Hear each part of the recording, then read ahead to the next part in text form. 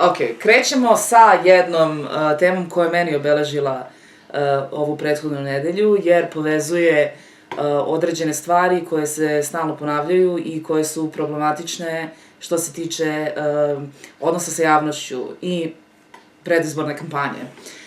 Dakle, veseli spust Moravom.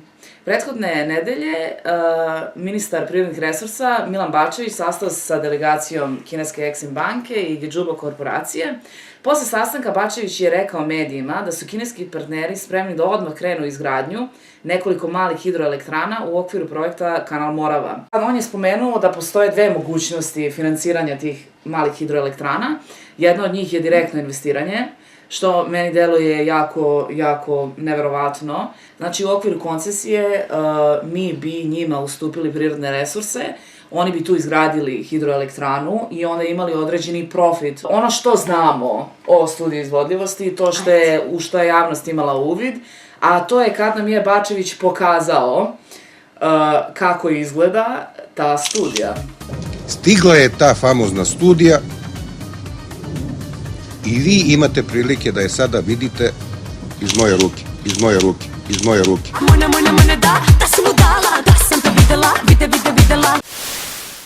I Rodoljub Šabić je tražio da se to iznese pre mesec dana u uvid i to se naravno nije desilo. Srbija od postanka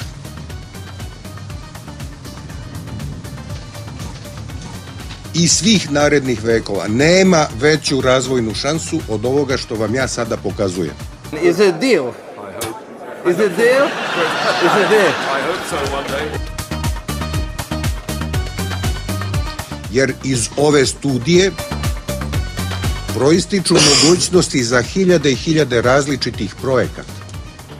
Hiljade sklekova, hiljade trebušnjaka, bežanje u taj neki zdrav razum. Ovaj projekat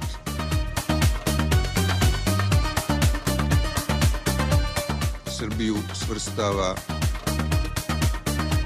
u evropske velesile.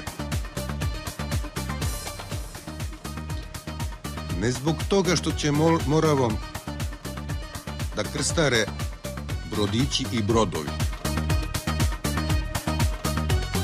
već zbog toga što se kroz ovaj projekat da je saobraćaj samo jedna od aktivnosti koja, verujte, najmanje profita donosi.